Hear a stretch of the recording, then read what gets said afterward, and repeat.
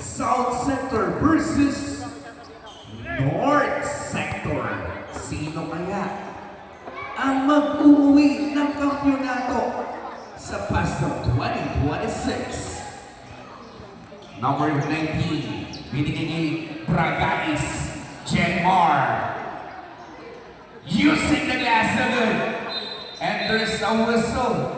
Set the referee. Whistle blown committed by number 14. Second, team foul number 3, Sabrep.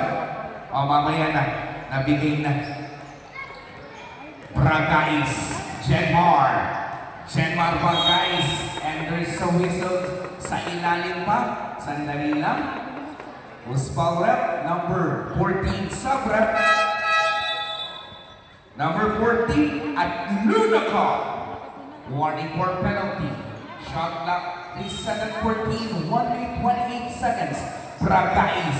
Pinigay kay number 30, Saison. No good. One by number 2, Paula. Intercept by Saison to Genmar. Bragais for shot.